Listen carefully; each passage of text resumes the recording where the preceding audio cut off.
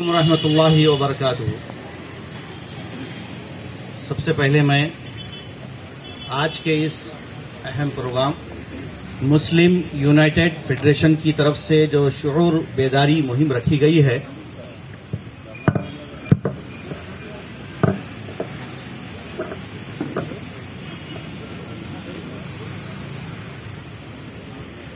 اس programme میں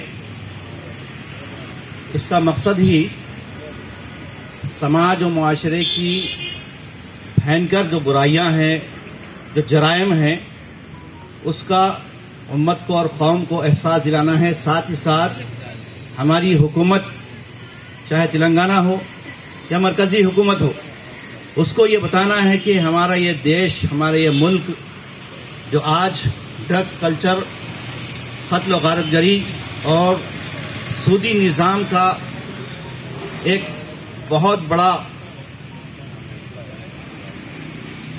مقام بن گیا ہے، ایسے موقع پر ہم تمام حضرات کو میری بات جو آپ کے ذریعے سے اور میڈیا کے ذریعے سے تمام تک پہنچ رہی ہے، میں اس کا حل اور اس کا سولوشن پر بات کروں گا، نہ صرف اسلامی نقطہ نظر سے بلکہ سماجی ملی اعتبار سے بھی، کیونکہ ہم سب سے پہلے کسی بھی مذہب سے اور کسی بھی دین سے یا ذات سے تعلق رکھتے ہوں، سب سے پہلے ہم انسان ہیں، یہ بات ہم کو معلوم ہے، اور پوری انسانیت کے جو باپ ہیں، فادر آف انسانیت ہیں، وہ حضرت آدم علیہ السلام ہیں۔ حضرت آدم علیہ السلام سب سے پہلے انسان، اور حضرت آدم علیہ السلام کا دین سب سے پہلا دین وہی بنیادی فطری نیچرل دین ہے جس کو اسلام کہا جاتا ہے۔ اس اسلام کے بعد تمام مذاہب اور ادیان آئے، یہ بات آپ ذہن میں رکھیں۔ تو میں آپ حضرات کو آج کے اس شعور بیداری مہم میں ڈرگس کلچر، مرڈر کلچر، سودی نظام کے تعلق سے اس کا حل کیسے ہوگا، شراب کا خاتمہ کیسے ہوگا، ہمارے دانشوران نے اور آئے ہوئے تمام دیگر تنظیموں کے حضرات نے مختلف باتیں رکھی ہیں، بہت ساری باتیں، بلکہ تقریباً باتیں اس موضوع سے متعلق ہیں۔ مثلا میں شراب سے متعلق بات کہوں گا، جیسا کہ انور صاحب نے بات کہی تھی کہ چندرا بابو نائیڈو سے پہلے این ٹی راما راؤ کے دور میں بھی اس کو ختم کرنے کی ایک پلاننگ ہوئی تھی حکومتی سطح پر، لیکن کیا ہوا، ایک سال کے بعد پھر جتنی شراب کو بریک لگائی گئی تھی اس سے زیادہ یہاں کے تلنگانہ کے لوگ آندھرا بارڈر پر جا کر وہاں سے شراب لایا کرتے تھے اور پیتے تھے، یہ ہم کو معلوم ہے۔ تو اب اس کا خاتمہ کیسے ہوگا، چاہے شراب کا خاتمہ ہو، اس کے لیے اسلامی طریقہ کار کو اپنانا ہوگا۔ میں کہوں گا کہ حکومتیں بھی اور تمام این جی اوز اور تمام سوشل ورکرز کے کام کرنے والے بھی اس اصول کو اپنائیں تو انشاءاللہ یہ تمام سماجی برائیوں کا خاتمہ ہوگا۔ طریقہ کار وہی اپنانا ہوگا جو اللہ کے نبی صلی اللہ علیہ وسلم نے مدینہ منورہ میں ایک اسلامی اسٹیٹ بن کے، اسلامی ریاست بننے کے بعد سب سے پہلے اللہ کی طرف سے جو حکم آیا کہ شراب بہت بری چیز ہے، حکم آیا ہے کہ یہ نجس چیز ہے، ناپاک ہے۔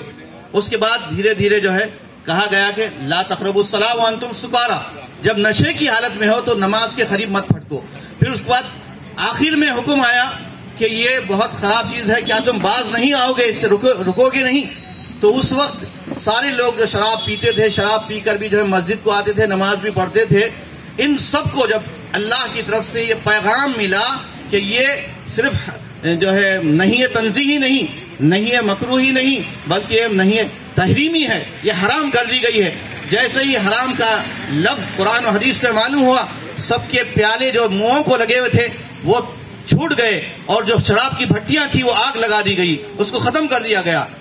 یہ اس سے معلوم ہوتا ہے کہ اللہ کے نبی صلی اللہ علیہ وسلم نے اس برائی کے خاتمے کے لیے بنیاد سے کوششیں کی ہے۔ اسی طرح مرڈر کلچر بھی عام ہے، آپ دیکھ رہے ہیں کہ آج خون کی کوئی اہمیت نہیں ہے، ایک کتے کی ایک جانور کی اہمیت ہے، لیکن کسی انسان کے خون کی اہمیت نہیں. اسلام نے آج سے 1500 برس پہلے بتایا، سورہ مائدہ کی آیت ہے کہ کسی نے اگر ایک انسان کا ناحق قتل کیا، کسی کی ناحق جان لے لی، تو اس نے ایک کا نہیں پوری دھرتی کے پورے انسانوں کے قتل کے مترادف ہے. من قتل نفسا بغیر نفس فکأنما قتل الناس جميعا. یہ ہے تعلیم، یہ ہے اصول. اگر آپ اسلام کو نہیں بھی مانتے ہیں کوئی بات نہیں، لیکن اسی اصول پر آپ چلیں گے، حکومتیں چلیں گی.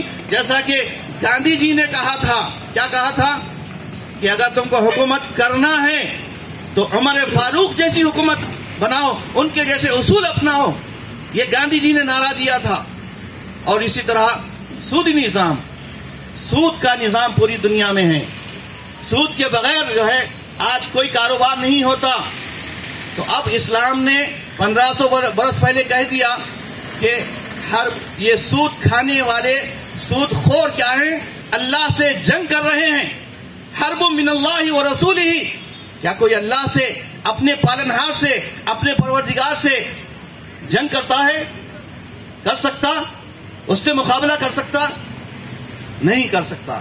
تو اس لیے ہر انسان کو یہ احساس ہونا چاہیے کہ وہ اس دنیا میں آیا ہے تو ایک مقصد ہے اس کا آنے کا. وہ مقصد کیا ہے؟ سب مل کر اسی ایشور کی، اسی اللہ کی اور اسی پروردگار کی پرستش کریں، پوجا کریں، عبادت کریں.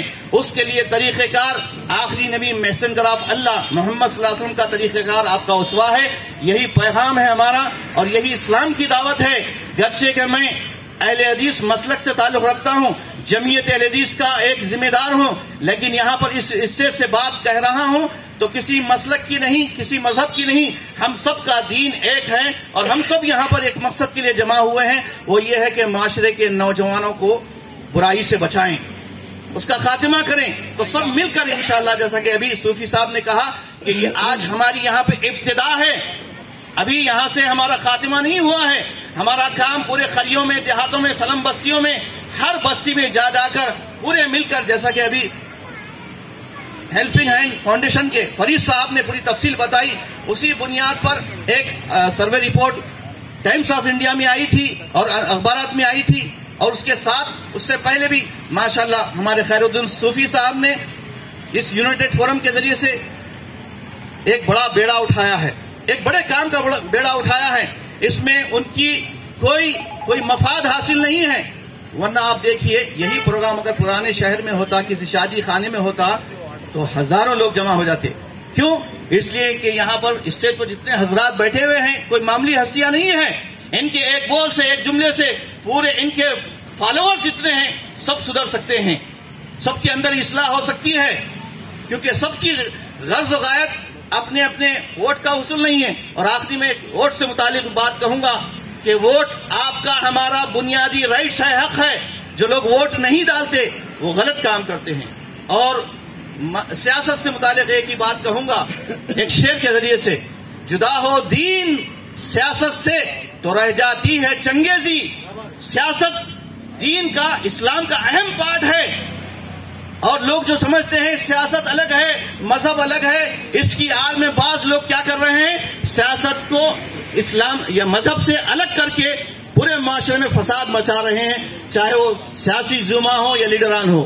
میری بات گرچہ کہ کچھ منٹ زیادہ ہو گئی ہے، میں اپنی بات کو ختم کرتا ہوں اور اللہ تعالیٰ سے دعا کرتا ہوں کہ اللہ تبارک تعالیٰ ہم سب کو صحیح مقصد سے اور صحیح منصب پر کام کرنے کی توفیق عطا فرمائے.